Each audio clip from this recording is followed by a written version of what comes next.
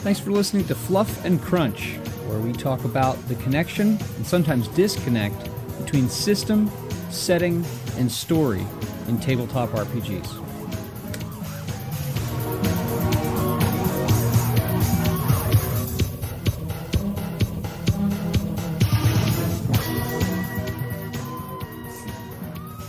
We're recording now.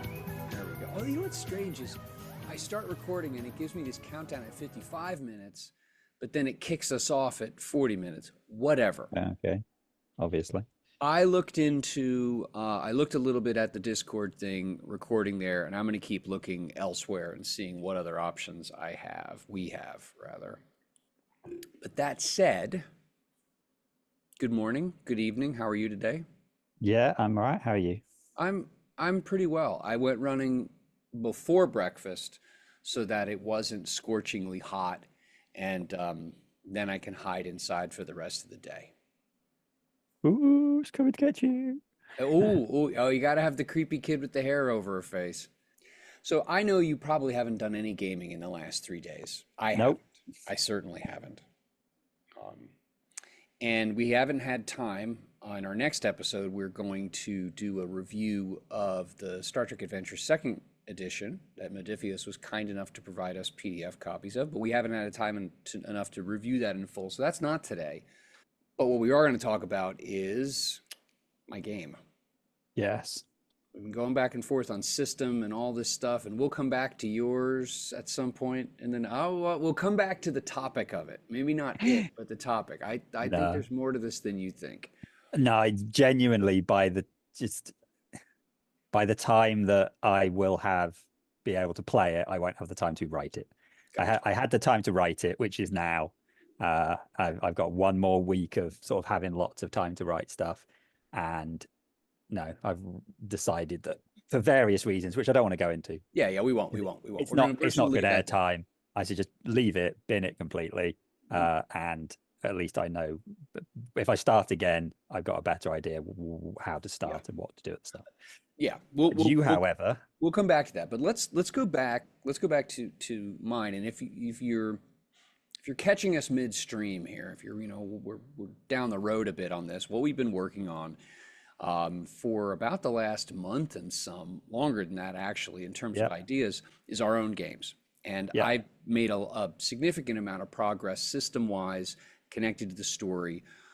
You're right. I actually have less of a game than I have a genre. That I am doing a horror game that is set in various periods in American history. So all the way from the colonial era to the present, the system, I'm building the system and building the game so that you can play in any of those eras. And so barely any history or time span at all we're talking about that. Yeah, it's going to be great. Yes. And I am smug. That's okay. So yeah, what I've done though is I've actually been able to play test it a few times. Been able to play test the thing a few times. Doing that again this weekend and next weekend because of like group availability that we're not going to be playing Kingmaker with Castles and Crusades. So here's what I wanted to throw out there. I wanted to throw out some of the revisions that I've done to the core mechanic, and then talk about the fear system because I think that's absolutely essential in a horror game. Like, I think there's a difference between like, hey, it's an action investigative game and we're fighting like supernatural monsters. Well, you can do that in D&D. Anytime a zombie or a vampire or something, that's what you're doing. But there's a difference between doing that and having a horror game where fear and the bad things that are all attached to that are part of the game. So really quickly, overview of the core system that I nailed down outside of like any kind of revisions that are forced on me by playtesting. D12 dice pool based system, stat plus skill. Stats go from 1 to 5, 2 being average. Skills go from 1 to 4, 2 being proficient. All right, so you add those two numbers together, that's how many D12s you roll. All you pay attention to are ones or double digit numbers. So 10 through 12 is a success. Yeah. 1 is a potentially complicating factor. And a 12 is a success that you roll again to potentially roll another success. Now, if you roll a 1, if you roll a 12, that counts as a success. If you roll a 1 on the re-roll of that, that 1 does not count. Okay. Okay. The only time 1s matter is if you fail and you roll 1s, then you botch. That's when really bad things happen.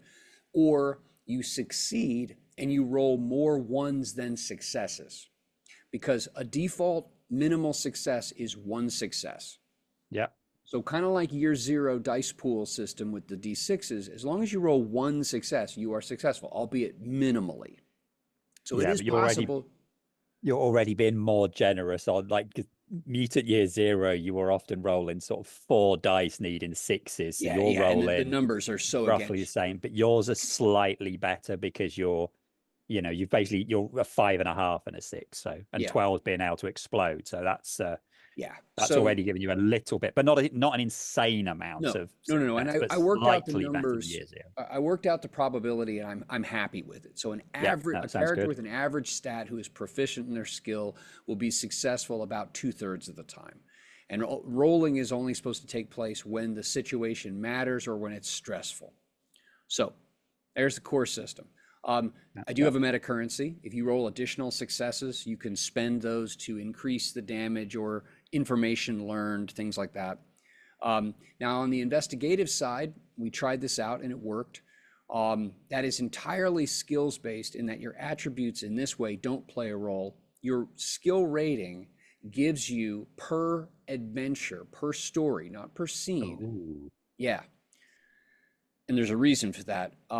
Let's say you have, it gives you that many questions that you automatically get answered. You have to ask a question. It could be a yes, no, or a fact seeking question. And there's guidance in the GM chapter. So the idea is, for example, if you have like knowledge of zoology and you're off like tracking some beastie in the woods and you see footprints, you could say, hey, what kind of animals might have made these footprints?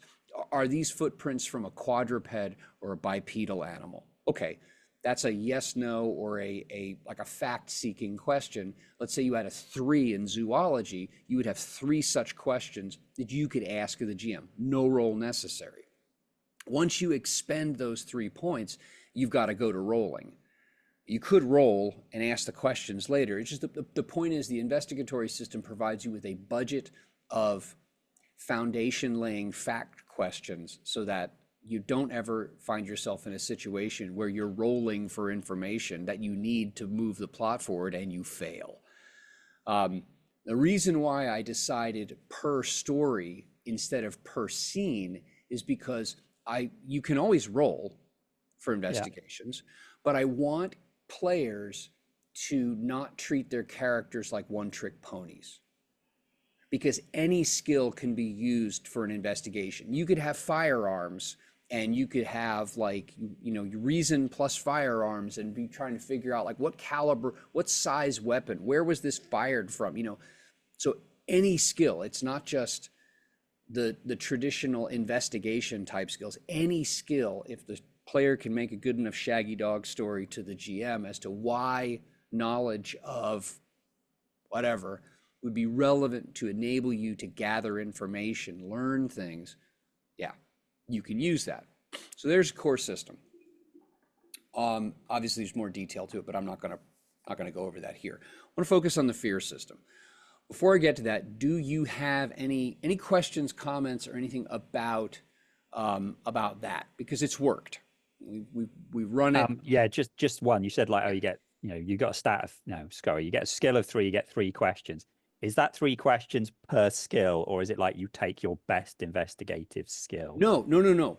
So, for example, let's say you have 2 points in history, whatever. 2 points, or how about 2 points in occult? That'd be really useful. You have 2 points in occult, and then you have a point in zoology. Okay, so that would give you 2 questions about occult issues Okay. and 1 question about zoology. So all of your skills, depending on the context and how you decide to use them, all of them could be fair game for ways to gather information. Yeah, that sounds perfectly sensible. Dan, we've done episodes on investigation Yeah. beforehand, so that sounds like a good way of not like not having to rely on the rolls, but you can do, but also not just giving everyone everything. Yes, So I think that's a very, and also the better your investigative skills are, the more stuff you'll be able to find out. correct. So that sounds like a very clever way of getting an answer. Yeah, It's yeah. sounding So good. that's what I was thinking. So, okay, the fear system, which I'm calling the stability. You do a stability test.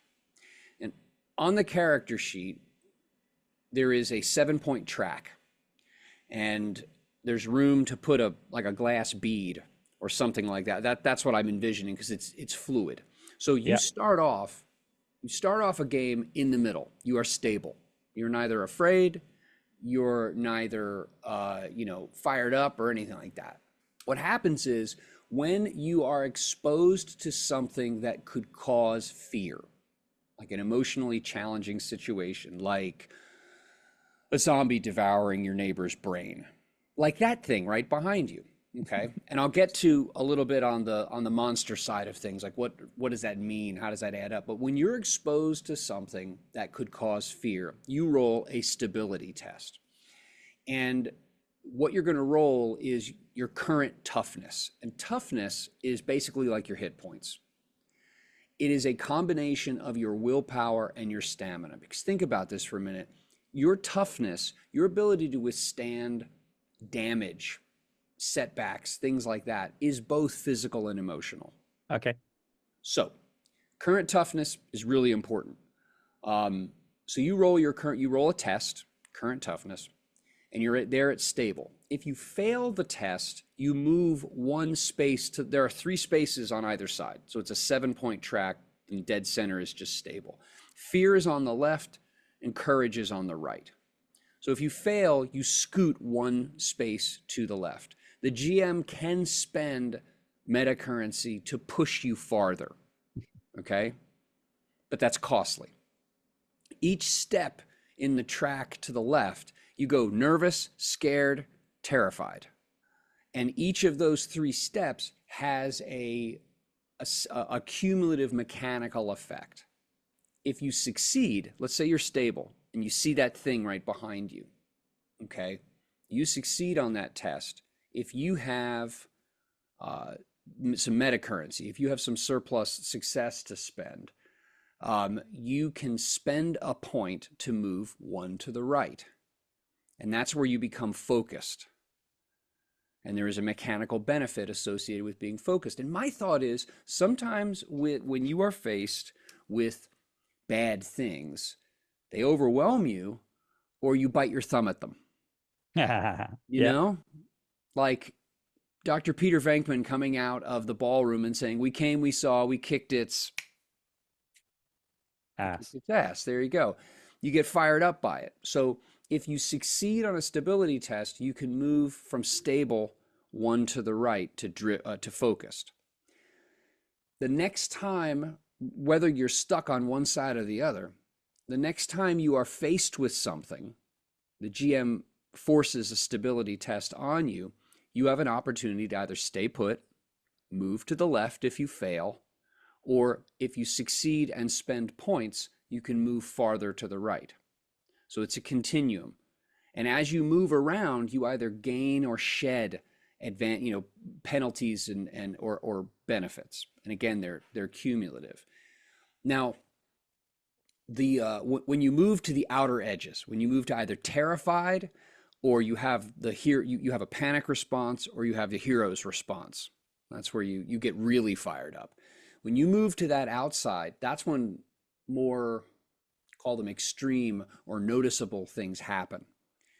But that you don't stay put. Like if you're terrified, and we had this the last time we ran this, we had a character who became terrified. When you are pushed, you go from stable to nervous to scared to terrified. And when you are terrified, you roll and you have one of 3 responses, one of 3 panic responses: freeze, flee, flip out. And those are exactly what they are. Flip out, by the way, is the least likely of those. You roll a d12, and 1 through 5 is freeze, 6 through 10 is flee, and 11 and 12 is flip out. And what happens, any of those 3 that you roll, only lasts until the beginning of your next turn in the next round. And at that point, you automatically roll. And if you pass, you move back to frightened or scared, rather. So it's like the extreme emotional response, positive or negative, you're only guaranteed to have to deal with it for one revolution of the initiative order. And if you succeed on your next test, you become like you lose that moment. You flee. And that's what happened with this character. She failed that test and she fled. She ran away. And then next round, the first thing she did is she rolled another stability test. She passed, which means she moved one to the right, which brought her just to scared. She's no longer panicked. She no longer loses control of her character effectively for a round, but she gets control of herself. But she's still, shaken up by the whole thing. On the other side of the continuum, if you move out to that hero's response, the far right, same thing. You're guaranteed for one round, and then to stay there, you have to succeed at a stability test. It's like you grab that thing and you just keep going. And when you roll that, when you roll the D12, you can either gain what's called general resistance, which makes every test against you 1 point more difficult. You could gain extra action points. You could gain extra, there are mechanical benefits to being like really out there on that edge.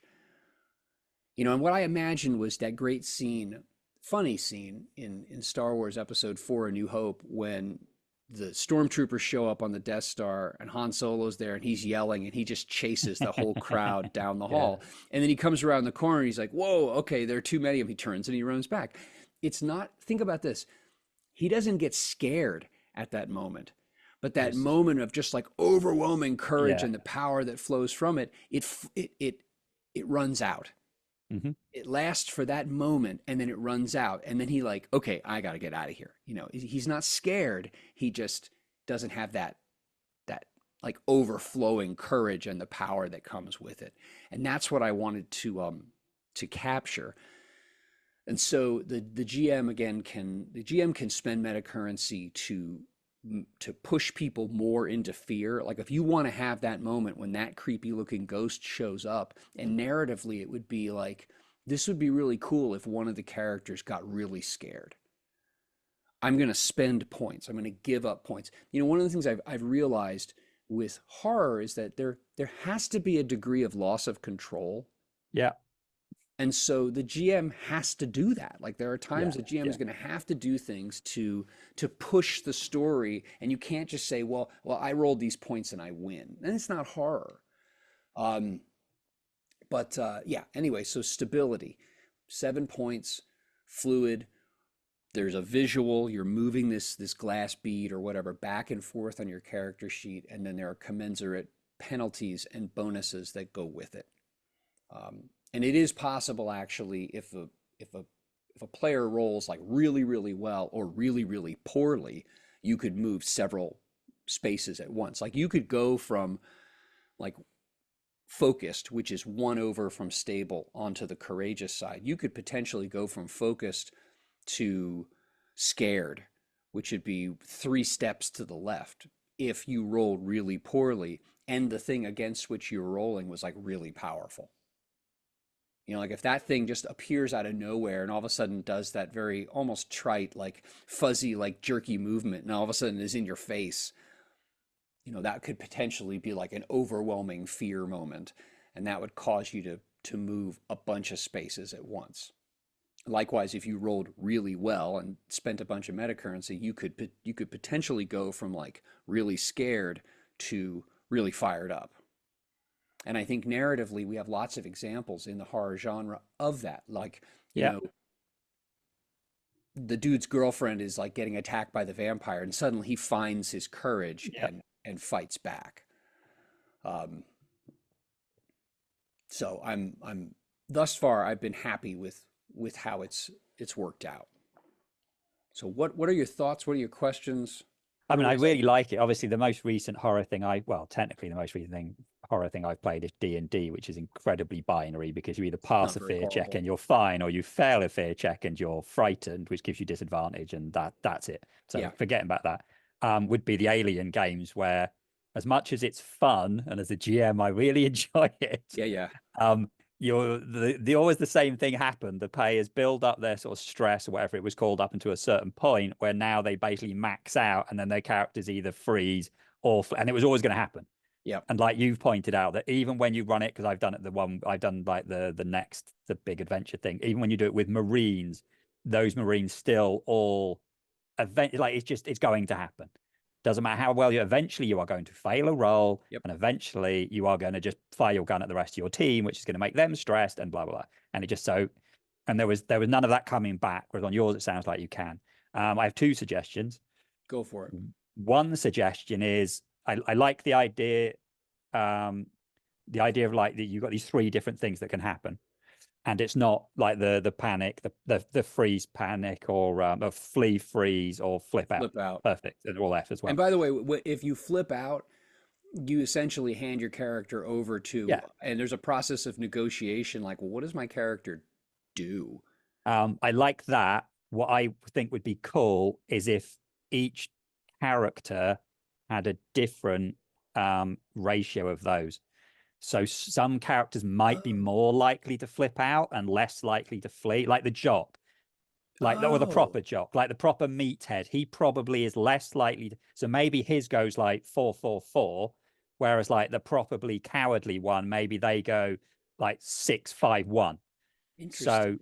maybe like something you build in character creation is like, right, Hmm. your minimum is you have to have at least 3 points in flee and 1 point in flip out, and 2 points in freeze. And then you can choose where the other things go so that it adds up to 12. And Or then it you just could have be it as a little what track. I would be in. I like that actually. I like that a lot. I would be inclined to say minimum 2 points in each, Well, you said you wanted flip out to be less likely. which That's the is only reason I it said is one for 11 that. to 12. So it is 2 points right now. It is the Yeah. least likely of those. But I guess it doesn't matter because I think it's a good idea to put, actually, it wouldn't matter to maybe make that one the one that's, or maybe give a maximum. The most you can have in this is six. 4 or something, but the others can go up to 6 or something. Well, That's they can't go both interesting. up to 6. I I think that just because that sounds like it'd be very easy to do on a character sheet, because you just yes. have next to your fear, your stability track, you then have another thing, or it's a circle or something, it's whatever it is, doesn't Yeah. matter. And then next to it you have the numbers 1 to 12, and then you've written next to it flee, flee, Or flee, just what I could do freeze, is freeze, freeze. I have space on the character sheet that I'm building underneath Or the do a character. clock. Huh? Do a clock, because the clock goes 1 to 12. Or I mean, I could just have freeze, flee, flip out, and a line next to each, and you just put Yes. the range Yeah, because yeah. yeah, and I just think maybe I that'd be quite cool, because it sounds like ooh, that'd be very easy to do without changing anything, nope, but it would actually make each character's fear response different, which I yes, think is important. I That's like one that. thing that really bugged me about Alien. It didn't matter whether you were a Marine Nope, or just the average Joe, you still had the same. I mean, you had the same chance. You have a better chance of the Marine of not failing. But once you started getting stressed, yeah, it was the same chance of anything yeah, happening. Which, having watched the Alien films, actually, it's quite true to how the Alien films go. But still, I would like the idea that some characters are more likely to freeze, like the Sergeant, and I some like characters are more that likely to flee, like Bill because Paxton's character, and some characters are more likely to flip out. and if you have if you experience one of those three, there's sucky things that happen with all. Like for example, if you freeze, you become a helpless character when it comes to bonus to hit from other characters. Yeah. So if you free, yeah, if you flee, you are open to opportunity attacks. You lose you lose points, you lose control of your character because you just take off running. Well, you also Okay. you split the party and You you're away totally from your do. mates, so yeah, you're And screwed. flip out, obviously, my guess is that flip out actually sounds the most interesting, but flip out is the one that like, players who are trying to win, uh, would choose the least. But then, I mean, if I decided, maybe if I say, look, the most you can put in any one of them is 6, but you have to put points in all of them, Mm. then you have, a 50% chance of, and none of those are terrific. The Now, good thing about flip out, and if flip out is handing it over, whether it's to another player or to you, that can be flip out and do something, I'm going to go balls deep into the monster and try and kill him, but then It you could get be. wrecked doing it. Or it can be attacking your friends. Yeah. Anyway, but that's all right. The other, I was wondering that the range sounds a bit narrow on only having 7 total. And the thing that made me think that is the fact you said if you roll really poorly, it can move 2 and the GM can spend. That means in theory you can go from like Well, 0 to the if worst you okay, in if you 1. move, So if you I wondered move, about you trying 9, just like a little bit yeah, bigger. I thought about that, and it's tough because you and I have talked about this. You know, the on the one hand, the more granular, Yeah. the more nuanced, but the more granular, the more rules, and the more and Well, I mean, you're thinking you don't necessarily need more rules, just the fact that it's just like that little buffer between you're on that side, but it just, one right. really bad roll isn't going to put you Well, one here's step away from the so really bad so thing.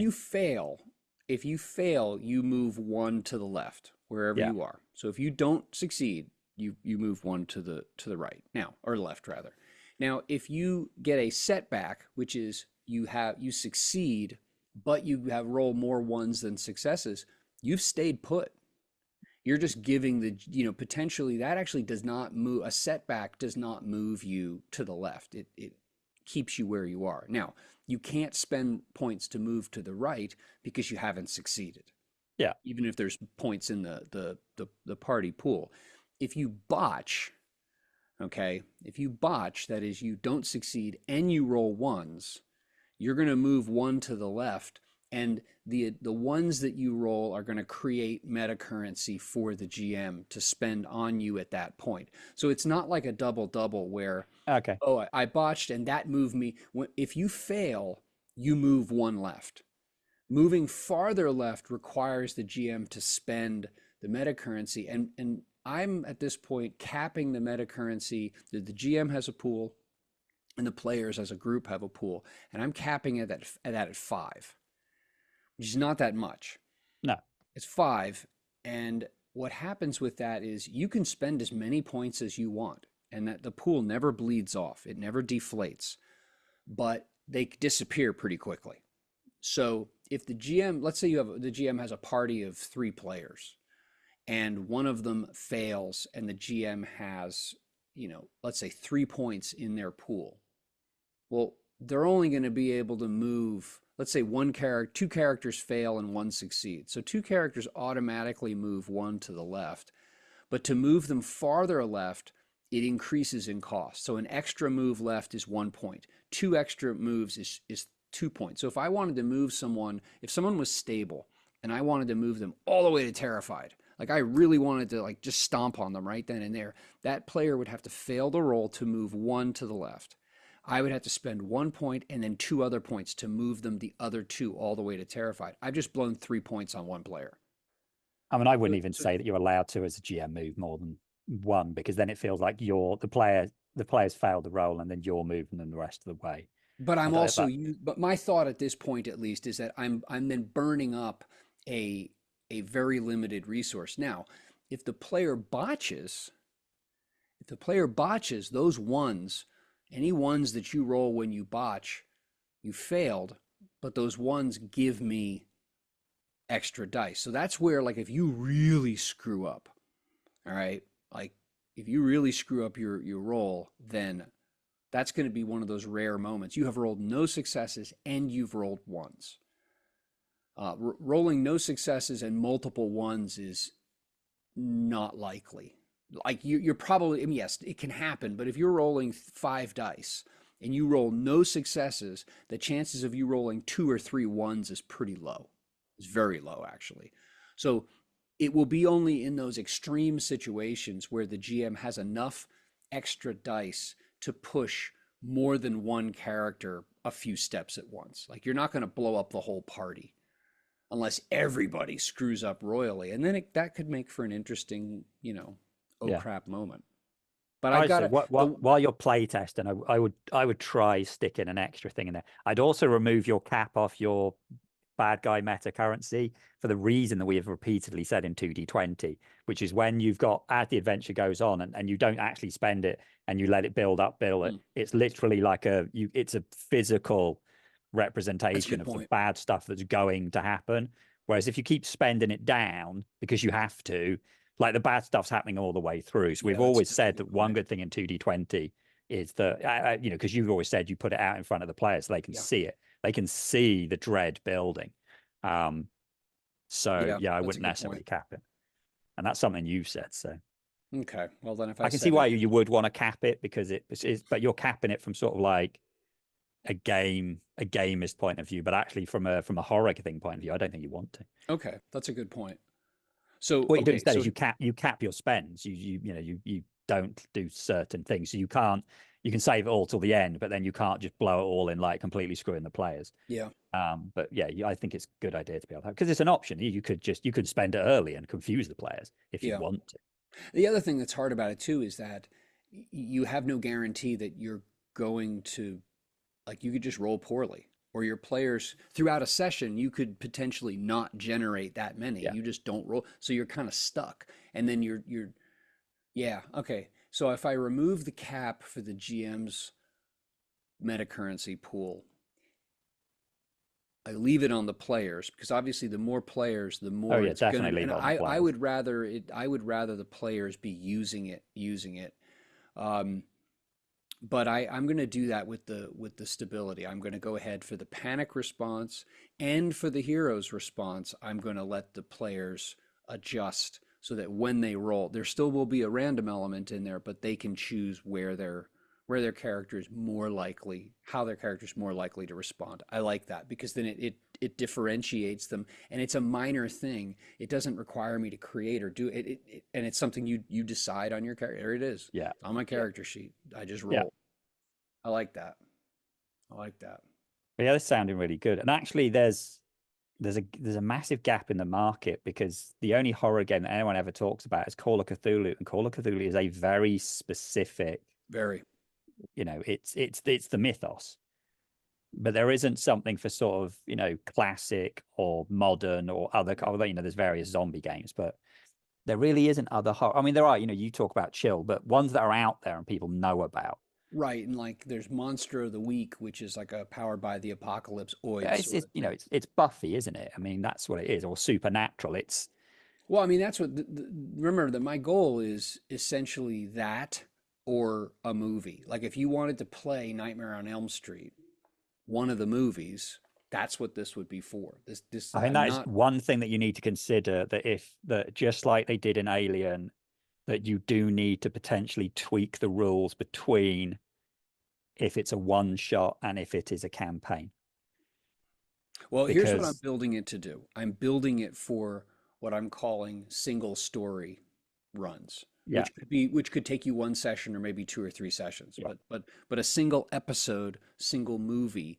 And I will develop after that's done, I am going to write some optional rules for if you wanted to run this episodically or run something campaign-esque, how do you handle things like, are there ongoing, like, emotional scars or something like that? Is there an experience system? See, that's a lovely thing I don't have to put up with. yeah. I mean I that's where you may want to then increase your stability track and you just go, right, I'm gonna have three things in the middle to make it that little when you're playing on an episode, I think to make it because it's way less likely that the characters get terrified.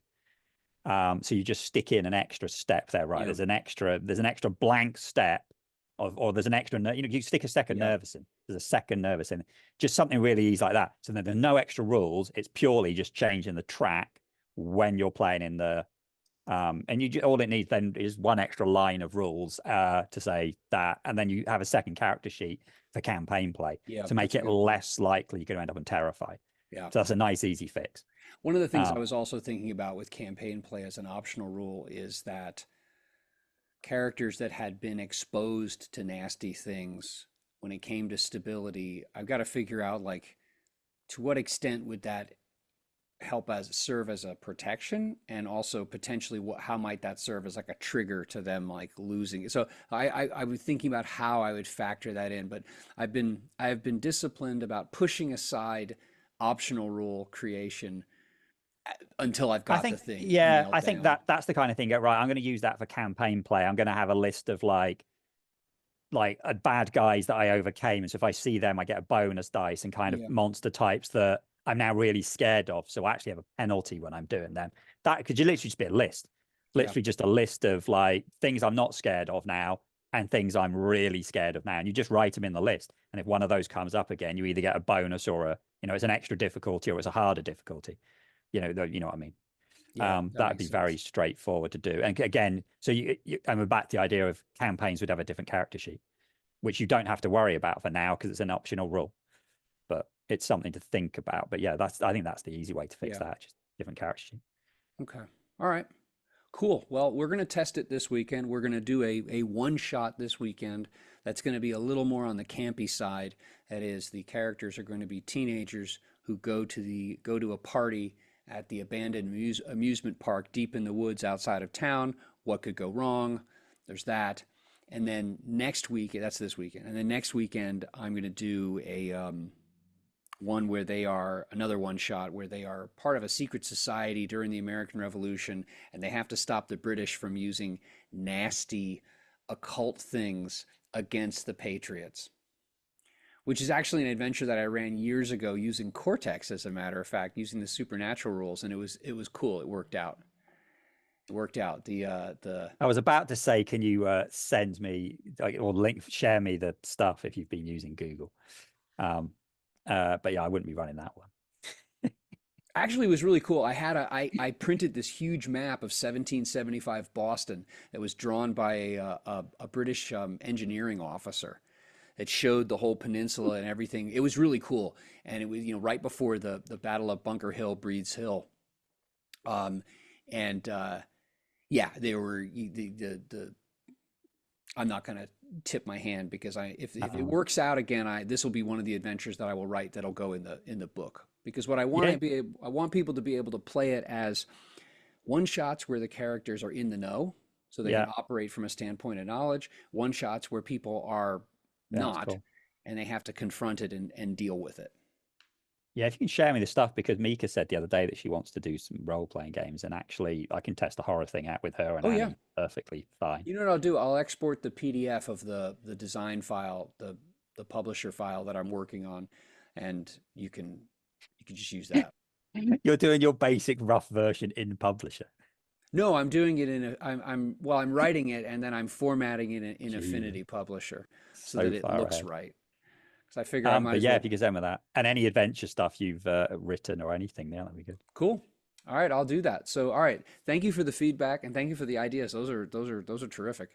I'll put those to use and I'll let you know how they go. Cool. Yeah, it sounds good. All right, cool. That brings us to the end. So, as usual, don't forget to like, subscribe, tick bells, join the Right, Discord, right. Ring the bell. tell School's your in. podcast provider that we're the best podcast. That's right. That's right. Tell your Tell your neighbors. friends Tell that, your yeah, friends. that we Listen do always through we're to not the just end. That kind of. 2D20. That's right. All right, cool.